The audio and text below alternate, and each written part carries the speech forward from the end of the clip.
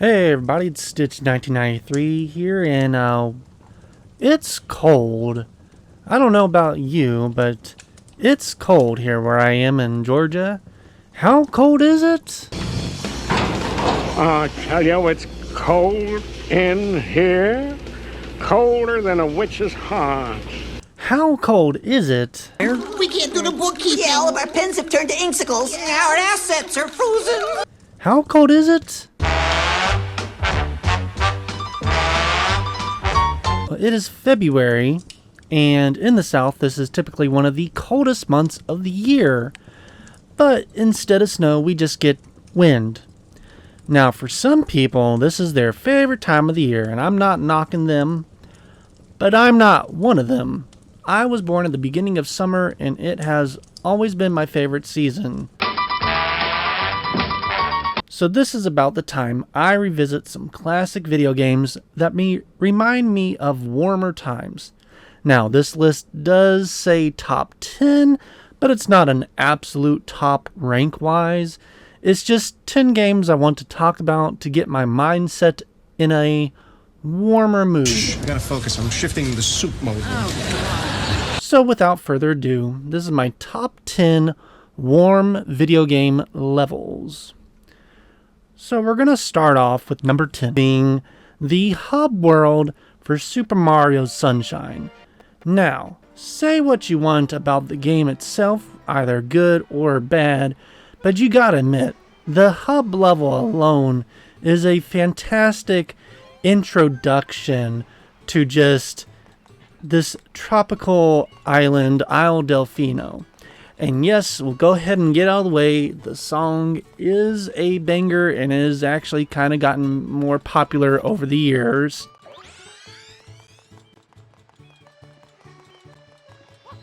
And with the song, along with just the island look itself, the color of the water is just chef's kiss. I swear it looks like freaking Kool-Aid.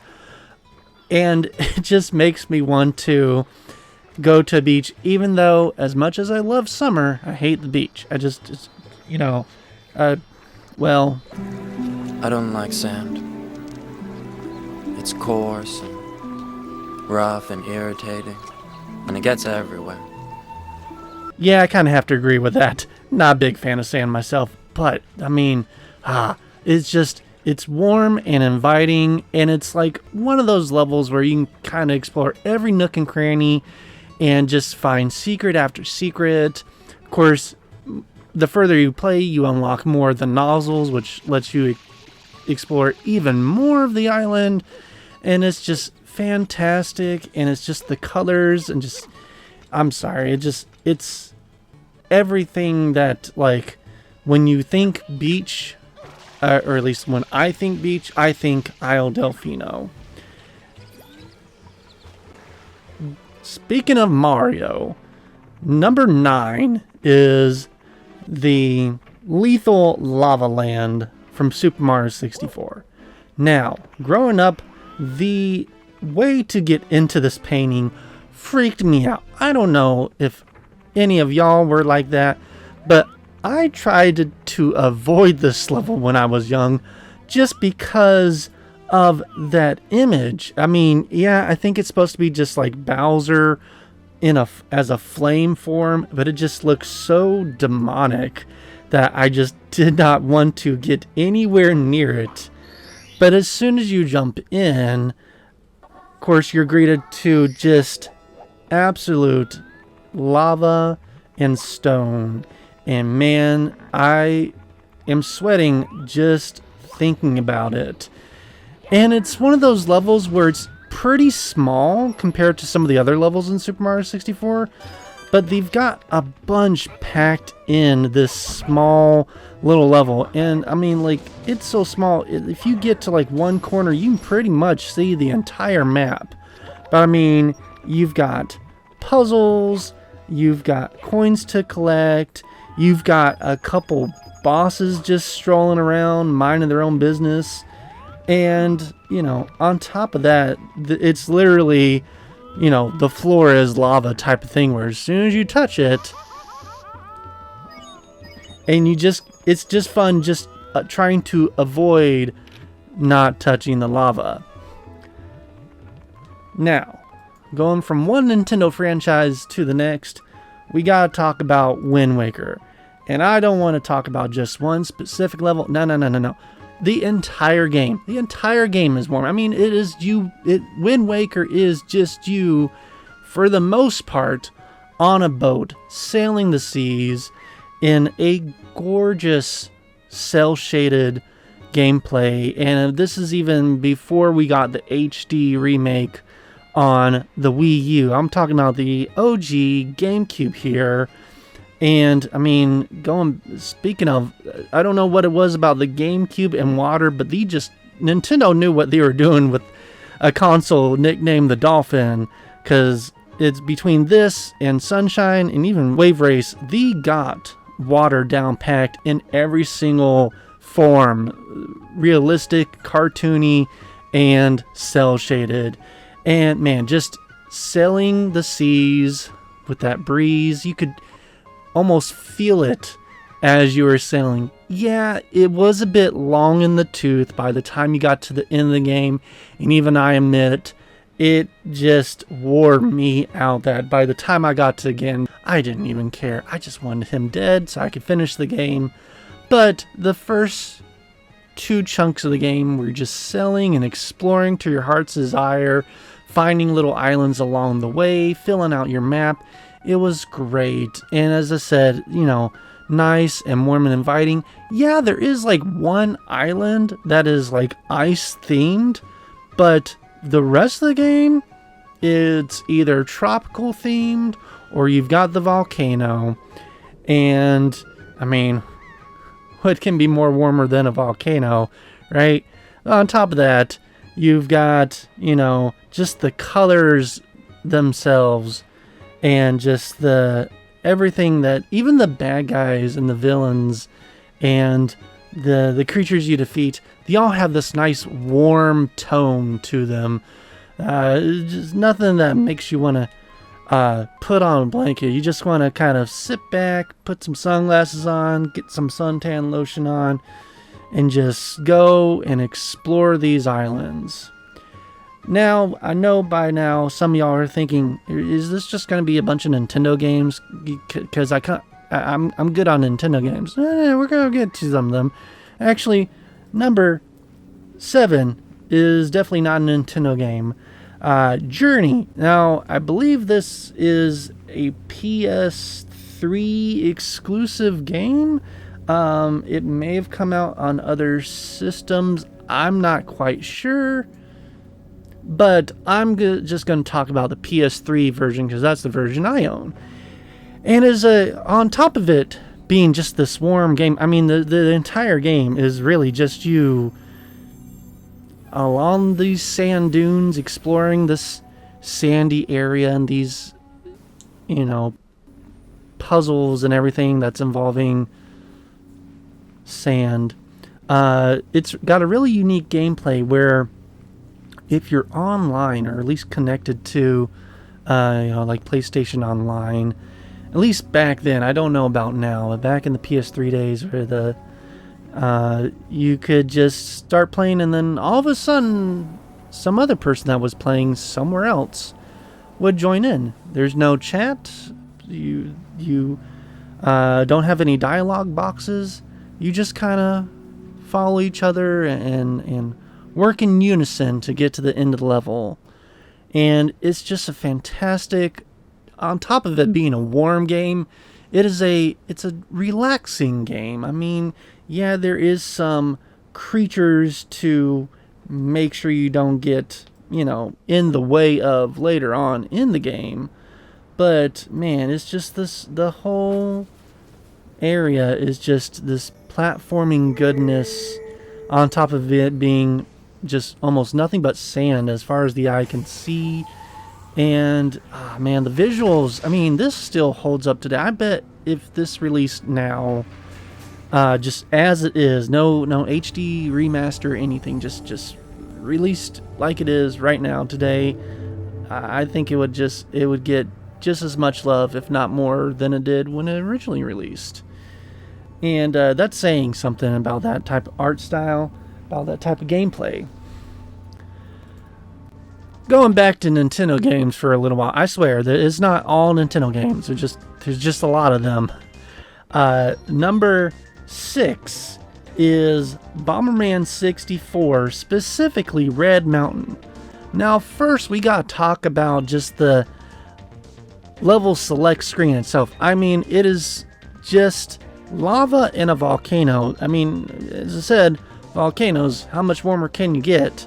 And really, I guess the sun would be warmer, but that's just automatically, if you're cold, looking at that, I mean, immediately just makes me all nice and warm and toasty. But then we get into the game itself, and man, this is, of course, it's, in my opinion, one of the harder levels because, you know, you have, you know, instant death in this game, but you gotta make sure you don't fall off these small little walkways or burn to death by random flames that fall from the sky, or random fireballs that come up from below, or these, I don't even remember what they were called. It's just these giant cones that will spray fire at you. And man, it, you know, this is a game that I feel really could use a facelift visual wise, as well as some of the camera work is a bit janky. But yeah, I just remember, you know, this is nostalgia for me. If I was cold, you know, January, February, even in December, I'd put this on. I still put it on today. I immediately warm up inside. And it's just a wonderful game to explore in general.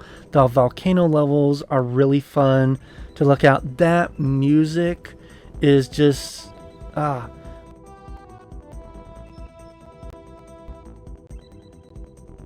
love it. It just kind of has that kind of Western vibe to it, in my opinion. And it looks great.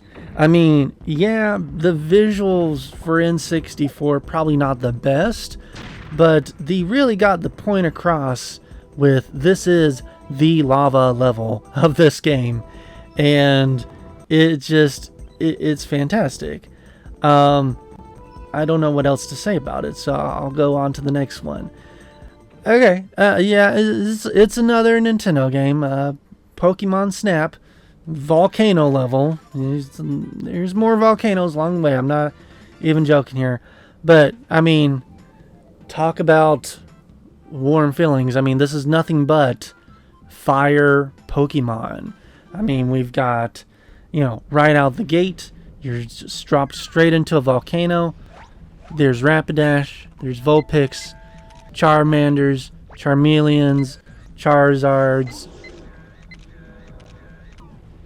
Growlithe, Arcanines, and then you've even got some secret ones like Moltres. Just so many to just look around and click, and it's always fun seeing their different emotions and just what you could explore, and just all the cool, just seeing Pokemon in their, I guess, for lack of a better word, lifestyle, just out in the wild, just kind of doing their thing.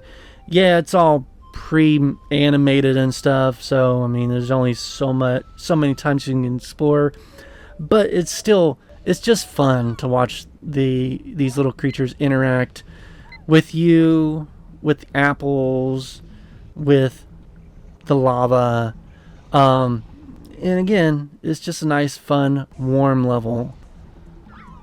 Alright, said we were gonna talk about stuff other than Nintendo games, so here it is.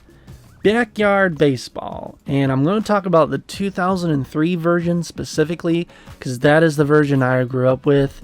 You know, baseball to me, I don't follow it real for real, but you know, I do occasionally will enjoy sitting and watching a game, just cause it's probably one of the easiest ones for me to follow as far as what's going on.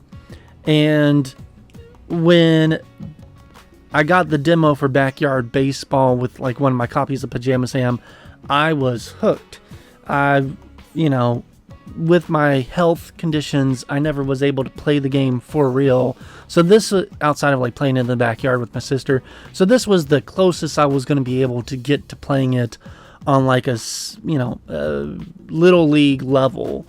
And like this game, along with all the Humongous games, is just chock full of charm. I mean, you've got all these kid versions of all these famous baseball athletes, and you get to pick out your own team, or you can have it automatically select it for you.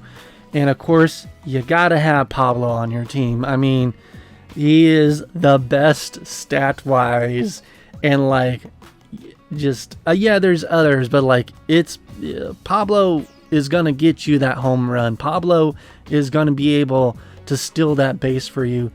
He's the quickest, he's the fastest, he's the best. And yeah, it just like, summer and baseball go hand in hand for me. So whenever I'm playing this, I mainly am thinking I'm at a baseball game, I'm in the bleachers, I've got my visor on, I'm looking out for the guy selling hot dogs, and I'm rooting for the home team.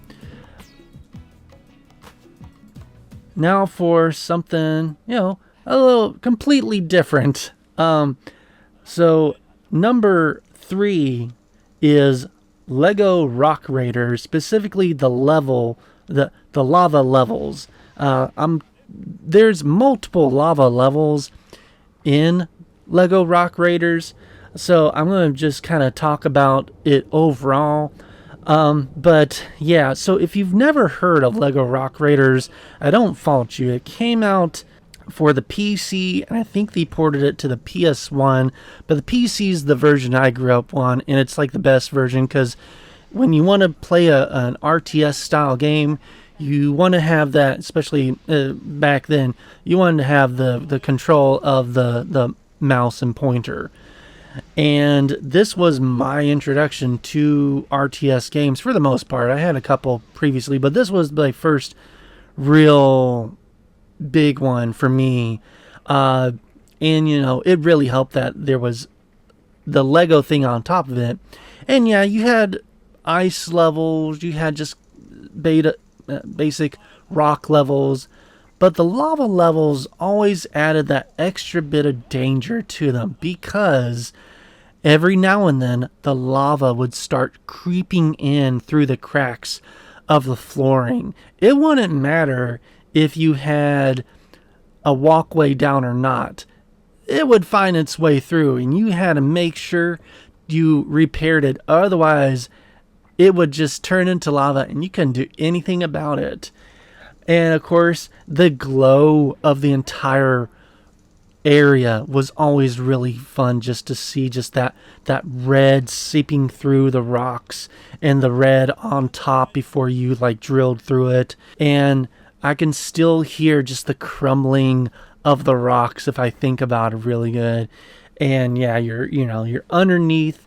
You're a miner, so of course it's already going to be warm just from that, but then you put lava on top of that. And some of those levels, it was literally just run away from the lava. Don't worry about building or destroying anything, just go. And those are fun to me. Of course, they were always a bit stressful, but it was like a fun type of stressful, because you're like, oh man, I hope I make it. Otherwise I'm going to have to do this level all over again. And it was just, it's really fun. And it's really warm.